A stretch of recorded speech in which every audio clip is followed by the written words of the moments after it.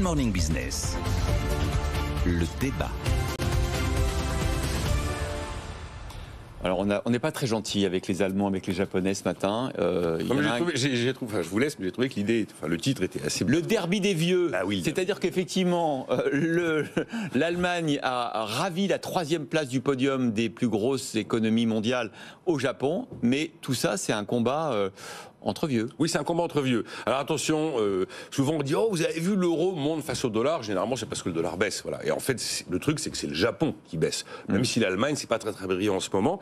Alors, si on essaie de comprendre qu'est-ce qui s'est passé en 2023 pour qu'il y ait cette bascule, on est loin des années 60. Au moment de ma naissance, le monde écrivait le 3e grand.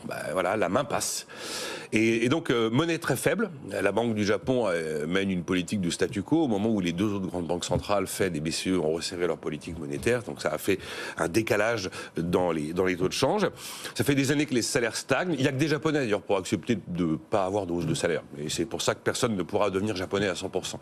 Vous avez une population active qui baisse avec un pays qui définitivement a refusé le principe de l'immigration pour renouveler sa population active.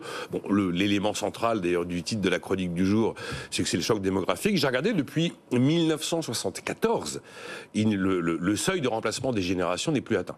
Donc ça fait quand même un sacré moment.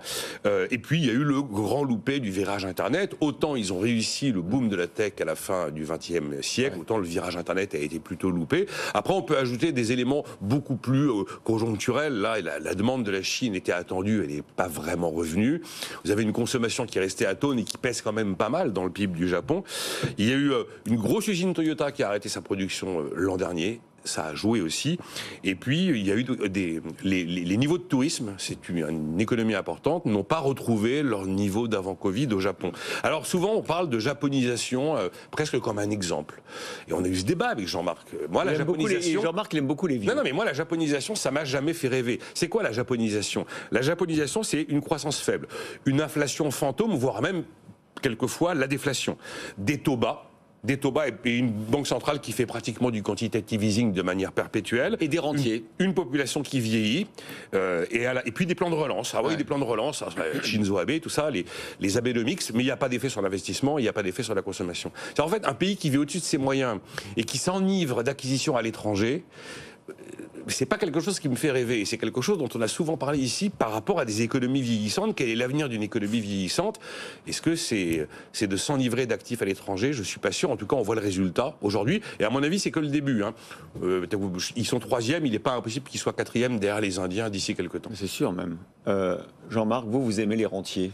Ah non, j'aime pas les rentiers. Je considère que la situation du Japon... J'ai dit ça pour lancer un peu le débat. C'est pas un pays, contrairement à ce qu'a dit Nicolas, qui vit au-dessus de ses moyens. Non, c'est vrai. Qui vit en dessous de ses moyens, donc qui dégage... épargne et qui place à l'étranger. Oui, qui place à l'étranger.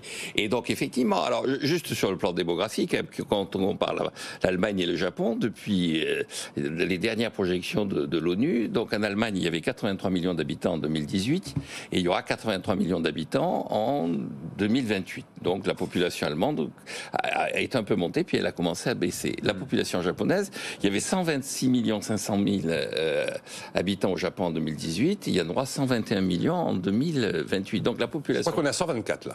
On est à 124 en ce moment. La population continue à baisser régulièrement. Et il y a même des petits modèles qui calculent à quelle époque, à quel moment l'empereur du Japon sera tout seul. Parce qu'il y aura toujours un empereur au Japon. Il y aura de moins en moins de Japonais, mais il y aura toujours un empereur. Et il y a un jour où il n'y aura plus que l'empereur du Japon. Et donc, par rapport à ça, effectivement, il y a la stratégie des dirigeants japonais a été assez habile et de la population japonaise a été assez habile, c'est-à-dire elle a dégagé de l'épargne.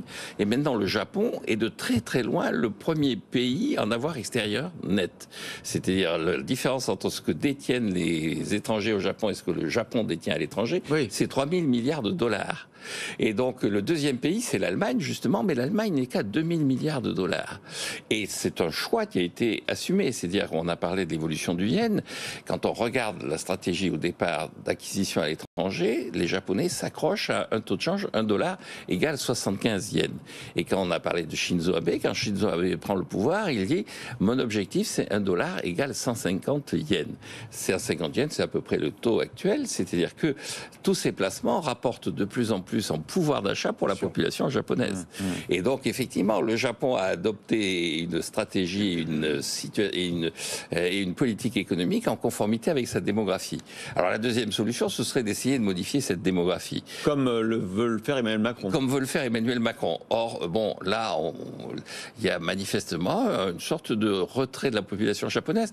Il y a, dans le derby des vieux, selon une expression qui est une expression qui peut paraître assez brutale, mais que j'emploie assez souvent, l'Allemagne, c'est une maison de retraite, le Japon, c'est en train de devenir une unité de soins palliatifs. C'est-à-dire, ce sont des gens qui n'ont plus une véritable envie d'être. Donc, en dépit des chiffres macro que vous aimez bien, vous vous posez quand même une question sur la survie du Japon. Oui, je me pose une question. Parce il commence à changer. Non, je pense que le problème du Japon n'est pas un problème économique. Je pense que le Japon a réagi de façon intelligente à sa situation. Ouais. Le problème du Japon est une interrogation sur pourquoi est-ce que les Japonais n'ont plus envie. Qu'est-ce qui fait que ce pays, qui est un pays brillant sur le plan intellectuel, qui est un pays brillant sur le plan culturel, le cinéma, la littérature, qui est un pays qui a été effectivement à l'avant-garde sur le plan économique, est un pays qui est essoufflé, est un pays qui n'a plus envie. Alors, les vieux, c'est normal, mais qui n'a plus envie d'avoir de jeunesse. Et donc, le dernier élément, ce serait effectivement de faire de l'immigration.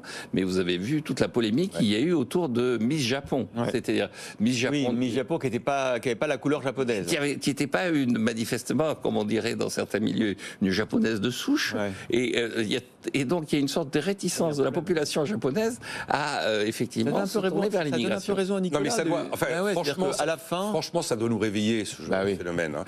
En 1964, le Japon fait une démonstration de force avec les JO. Je propose qu'on essaye de faire pareil en 2024, par exemple. Oui, enfin bon, ce qui doit nous réveiller, c'est ou bien on fait de l'immigration, ou bien on fait des enfants, ou bien on fait de l'épargne. Mais nous, on est dans une situation où on fait des lois contre l'immigration, on a un problème de fécondité et on refuse de faire de l'épargne. Donc nous, on est plus, à mon avis, dans une situation plus délicate que le Japon. Bon, là, il a un peu raison aussi, quand même, Jean-Marc. Bon, sur son constat final, il faut reconnaître.